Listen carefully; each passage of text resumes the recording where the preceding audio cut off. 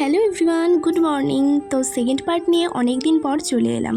আসলে এত ল্যাদ খাই যে এডিট করব করে আর করাই হয় না। তো চলো বেশি কথা না বলে নেক্সট ডেস্টিনেশনে যাওয়া যাক। এইদিকে আমি আর দিদি রেডি হয়ে বেরিয়ে পড়েছি সবার লাস্ট বলছি কেন, সেইটারও একটা কারণ আছে।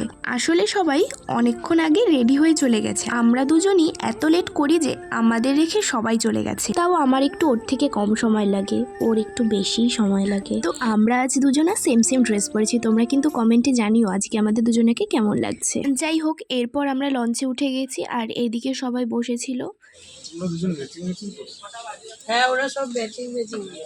সবাই সবার জায়গা নিয়ে বসে বসে গল্প করছে আর আমি এদিকে ক্যামেরা অন করে ঢং করছি। এবার অনেকে বলতে পারে এত ঢং করার কি আছে, আসলে আমার ঢং করতে ভালো লাগে। कौन है ये लोग?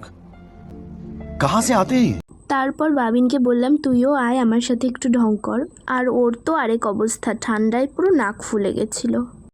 তারপর এদিকে এদের সময় কাটছে না বলে একটু লুডো খেলে নিচ্ছিল।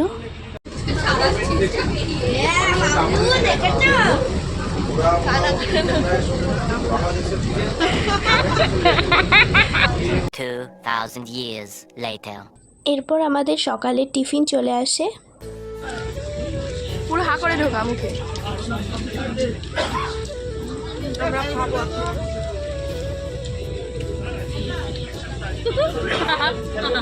আমিও নিয়ে নিই।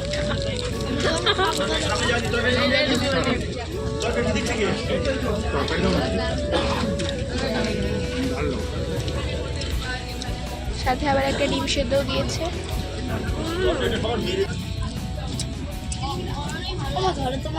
মানে যদি ফোনে ফট করে উড়ে চলে যায়, ফোনটা উড়ে গেলে তোকে উড়িয়ে দেবো।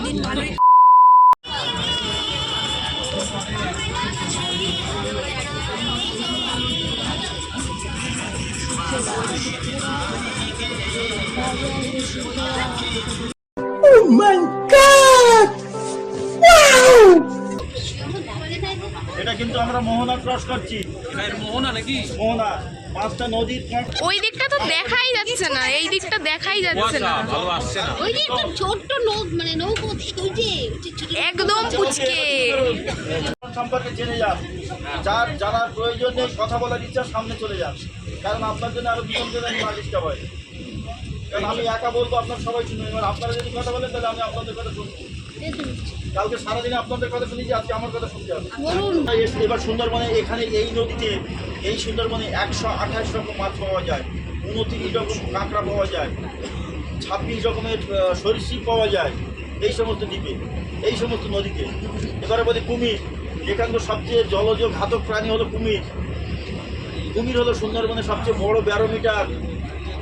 সবচেয়ে সুন্দরবনের বড় ব্যারোমিটার হলো কুমির।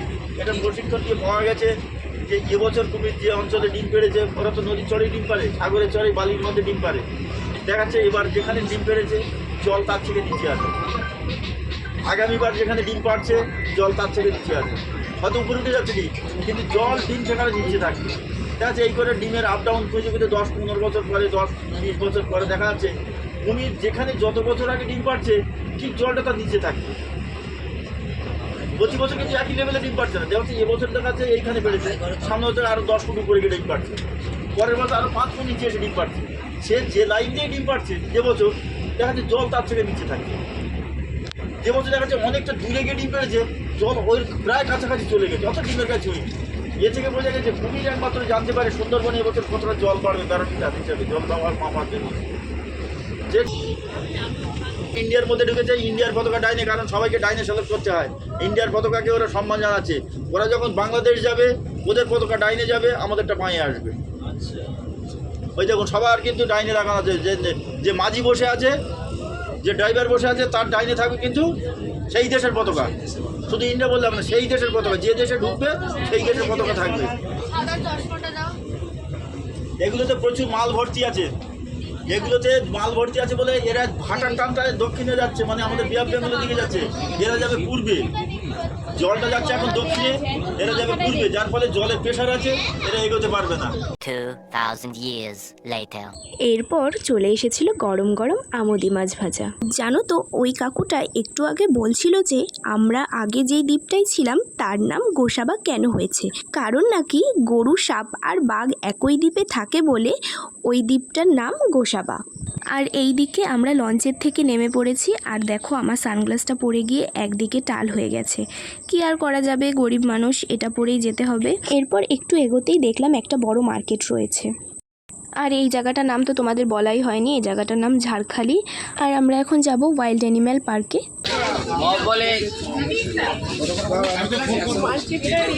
হ্যাঁ নিচ্ছি।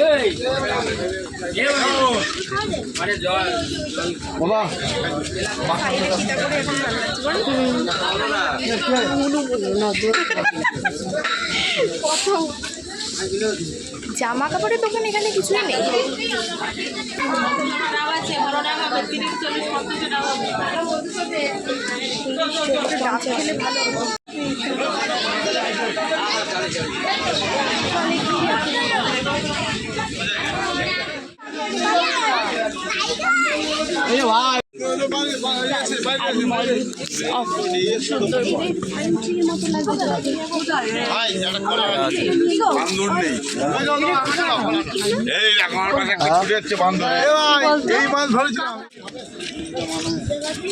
এখানে সব নেট দেয়া।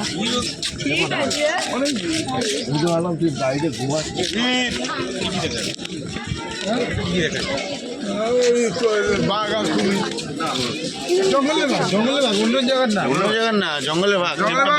সমগ্র সুন্দরবনের স্ত্রী যে বইটা সুন্দরবন করে কোথাও পাবে।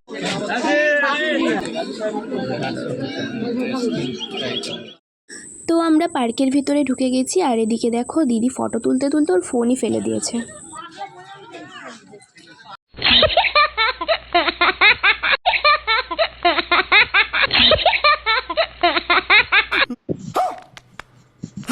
कौन है ये लोग?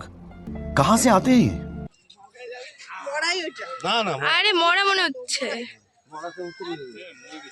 হয়তো দেখার জন্য সাজিয়ে রেখেছে। সাজিয়ে রাখে না, ওরা এরকম ভাবেই থাকে, মরার মতন থাকে। একটু খাবার টাবার সামনে আসলে পরে গাপ করে।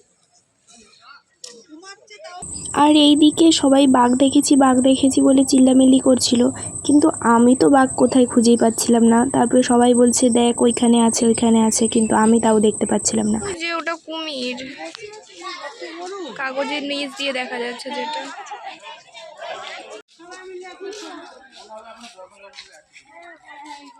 আবার মাথাটা নিচু করেই দিয়েছে।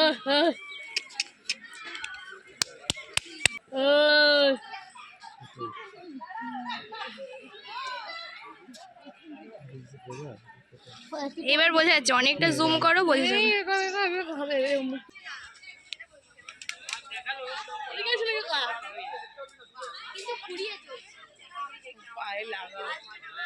2,000 years later. বড় করে হা করে খা।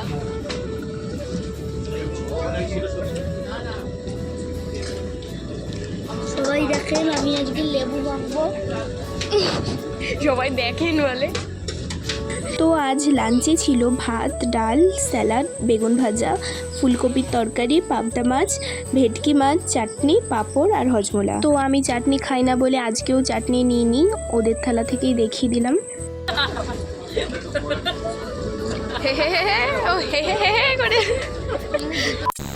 তো আমরা সন্ধেবেলায় টিফিন খেয়ে বেরিয়ে পড়েছিলাম। আসলে আমাদের কয়েকটা জিনিস কেনার ছিল, সেই জন্য। কালো কালো লাগছে। ও মা, এখানে আবার কি করতে কি বল, এখানে কি করতে?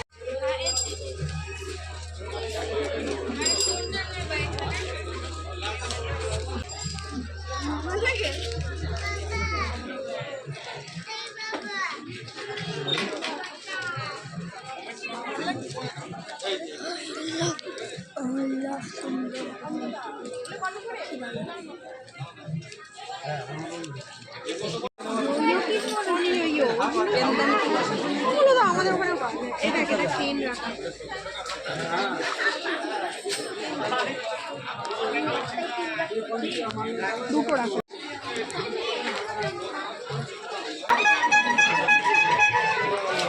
ভাল লাগছে না?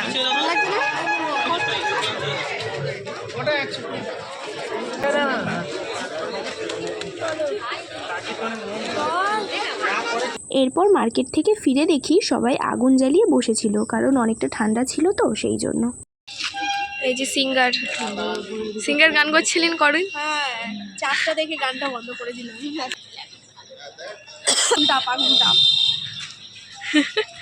তো সারাদিন ঘুরে অনেক ক্লান্ত ছিলাম, তাই আর ভিডিওটা কন্টিনিউ করতে পারিনি। তো এই পার্টটা এই পর্যন্তই, লাস্ট পার্ট খুব তাড়াতাড়ি আসছে। ততক্ষণের জন্য সবাইকে টাটা, বাই।